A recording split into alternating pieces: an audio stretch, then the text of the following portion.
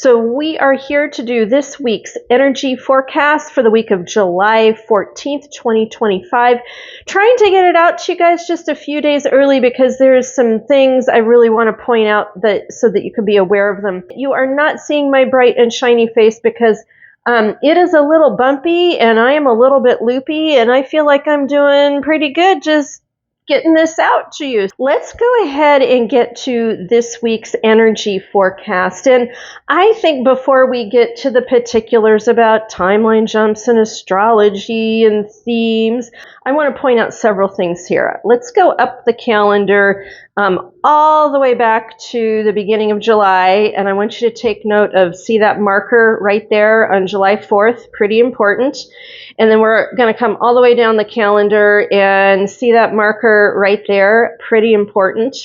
Okay, and then come back here to the stars, solar, wind, especially July 14th, pretty important. So let me tell you what these markers mean. So at this point, we are in the deep end of the pool with chaos and shadow and things heating up and new earth and Mother Earth birthing and like all this intense stuff going on right now, right? And I have been feeling for quite some time that the July 2025 is the deep end of the pool. I feel like right now we are at an epicenter. And so I pulled out my pendulum and I wanted to pendulum check this month and these weeks particular. And the place where the chaos, shadow, intensity, birthing stuff shows up on the 4th of July. Not a surprise. That was a pretty big cracking point.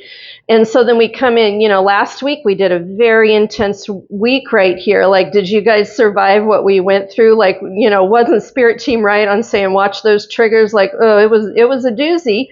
And then we continue on, and my pendulum is indicating that right around the 18th of July, we begin to come out of all of this intensity that we've been living through. Because I don't know about you, but for me, I'm at this point of like, when, where, like, give us a landscape mark.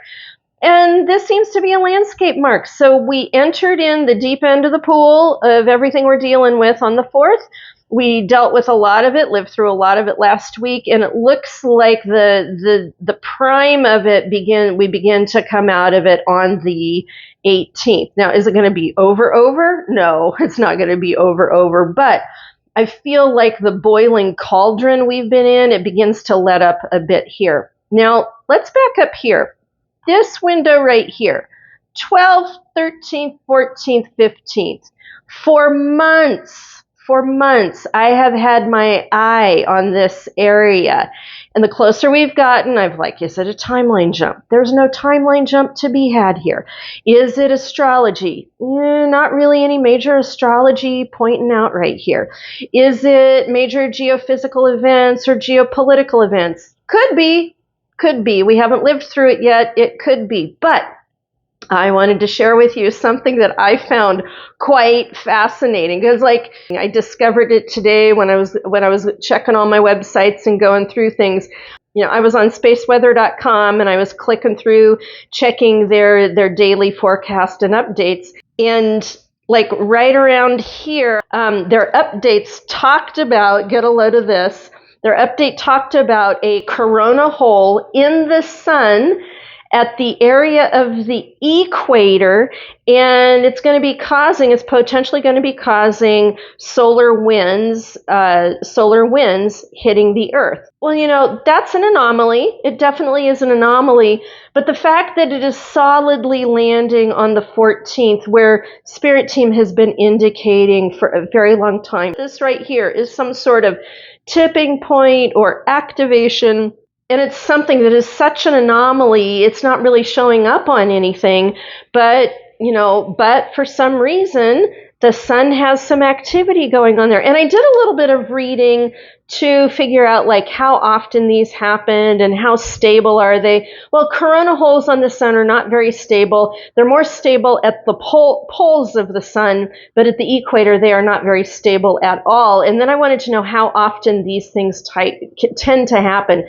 And according to Google AI said They happen about once every 11 years. Is this true? I don't know. I think somebody that is a lot more experienced in this area of information, but I find it highly suspect that Spirit Team has been telling me and showing me this thing about the very middle of July, right? This is right smack dab in the middle of July, and July is right smack dab in the middle of 2025. And there's this anomaly of solar winds coming out of a corona hole of a sun. And that seems to be significant for some reason. Take it for what you will. I know a lot of us, we're all looking at different markers and trying to figure out different things. And this is just, some more, it's just some more good information to have. So I wanted to show you this longer view of, what we dove into the pool here. We're burbling along. Weren't those timeline jumps something else? That was like some really intense gateways, finishing some stuff up, getting ready to do whatever is going on here. And this week is no slouch. As a matter of fact, the messaging coming through from Spirit Team is that this area of energy, as we move through Sunday into Monday, into the top of this week, it's very much like, an epic turning point of some kind, epic energies, those kinds of things. So let me take a moment here and just tune in with Spirit Team and get some guidance on what's important to talk about next. So let's go ahead and go for the theme. Now that I set up the long view of all of this right now, let's go ahead and talk about the theme for this week. And here's the strange thing about the theme this week. Usually, I want to get information on either like what's going on with the energies or how to negotiate the landscape. I really tuned into like, how do the energies feel? How are we going to negotiate this landscape? And all Spirit Team kept saying was turning point of lifetimes, turning point of lifetimes, turning point of lifetimes, massive change. So folks, I'm thinking that this point from here through to this point here, the events that happen and the tipping point that happens within these markers is what sets us along a path from here on out of massive change. And I don't think that's necessarily a bad thing. I think that's a good thing. You know how the last video Spirit Team had us talking about the new earth and the transformation and being aware of that and holding space with that, even in the chaos of the shadow right now. Now look what they're giving to us right now. They're saying, hey, this is a turning point of lifetimes, a massive change. And then I wanted to know then, okay, what is the positive we need to be aware of and the challenges that we need to be aware of? And Spirit Team basically had me mark those out. And basically they're telling me, oh, it's so much larger than that. It really doesn't have to do with anything like that this week. And then they started saying things to me about, this is going to be a great week to, and I know there's smaller lettering, this is going to be a great week to pace yourself.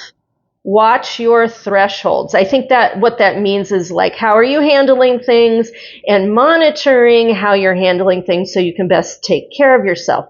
They said that this week is a great week to step aside and witness. I think there's going to be things we are seeing that we're going to feel like we care and we can't do anything about them, but we just need to be present with them. And look at they even have me write, this is beyond positive and or challenging. This is a life-altering week.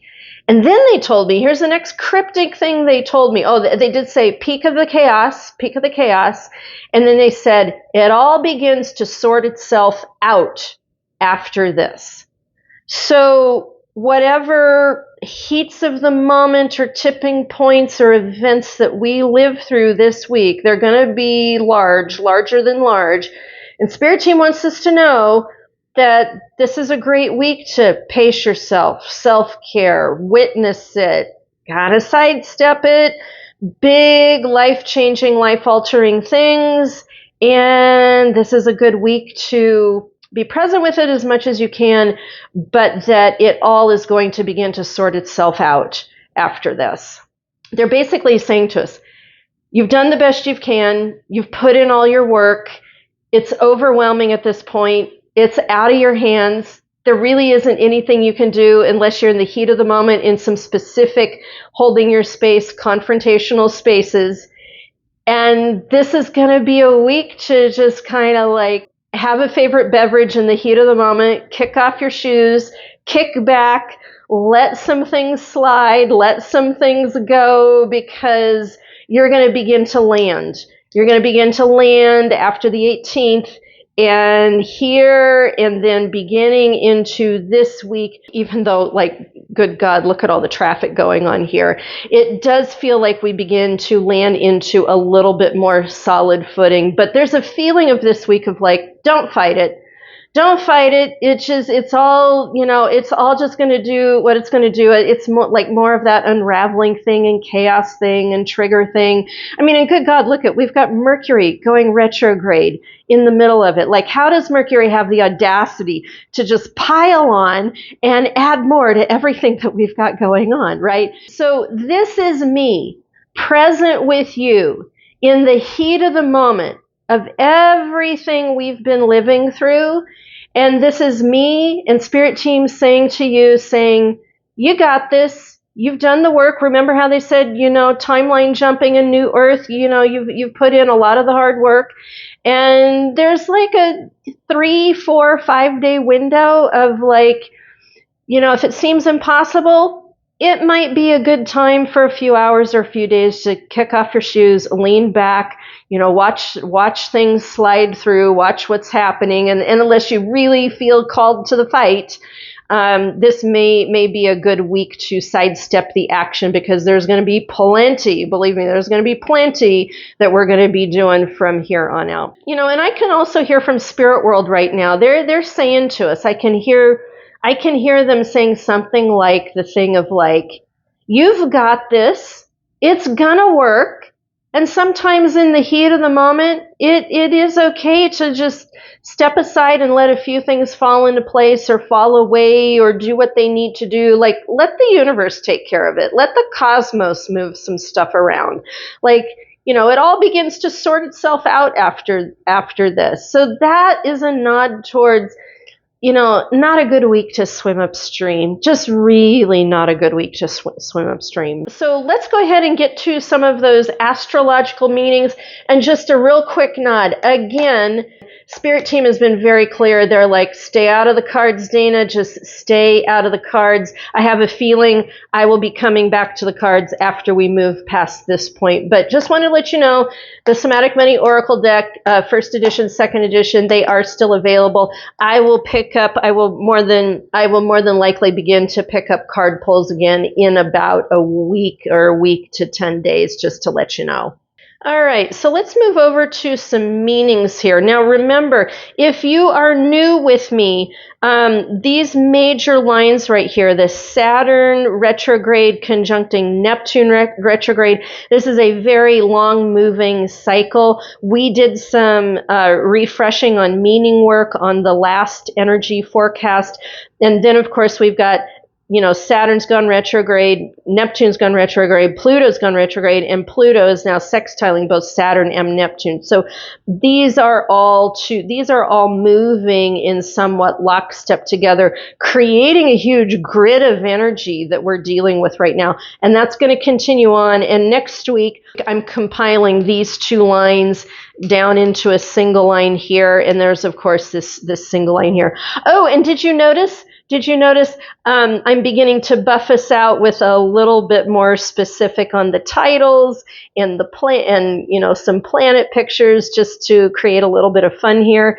So let's go ahead and do a little meaning. If you want to pick up on the meaning for these, I would suggest you go back and watch my energy forecast from last week, which was on Monday, and the meanings for Saturn retrograde, Pluto retrograde, and Neptune retrograde sextiling with one another, as well as the Saturn-Neptune retrogrades conjunct. These are really big energies happening right now, and that information is all in the last forecast. So let's go ahead and take a look at Mercury is a big new movement this week. So Mercury is going retrograde in Leo on the 17th. We've already been in Mercury's shadow. So Mercury in Leo retrograding is reviewing how you roar or show up large with communication and logistics. This is also about reevaluating past relationships. There could be conflict potential and, of course, tech glitches and logistical glitches that tend to come up during Mercury retrograde. So that's what we've got going on with Mercury retrograde. And I think this is interesting right here. We've got a Mercury in Leo sextiling Venus in Gemini, which to me kind of softens the retrograde blow a little bit. This basically is beefing up a little bit of energy of value, a little bit of energy of love, thinking about that, feeling about that, even as Mercury begins to do 3 days of a stormy turnaround and then begins to do its retrograde. And also coming into this energy forecast, I think it is worth mentioning again that, remember, I'm not an astrologist. I'm not an astrologist. This is just me putting together what I've learned over the years. And so no matter what I put up here, it is important that you check in with your professional astrologers. The reason I like to do this is because I'm highly sensitive, and I have never had an astrologer read the energies at the level of sensitivity that I need. And so that's why I do this, because I want to pick up on like what's going on energetically and what the themes are and where I need to be careful with my sensitivity levels in how I handle the week and navigate the week. And so that's why I do this. And I am not a replacement for an astrologer. It's always a great idea to check in with the professional astrologers who really truly know what's going on. What I'm doing right here is the primary meat and potatoes of astrology that I can see, and then I'm picking up and channeling the energetics on it, picking up on some other things going on here, but definitely check in with your professional astrologers. And the other mention that I will say is on any of these major movements, check your houses, because what might be true for some of us might not be true for others. And it's always a great idea to take where the planets are and check the house and check the theme of that house for themes for your week. And I got to tell you, Lilith has been popping in and out again. She's going to be showing up a little bit more. I think it's worth taking a look at some of the meanings going on just to refresh our look at Lilith again. So we've got Lilith, which is in Scorpio, in conjuncting Venus in Gemini.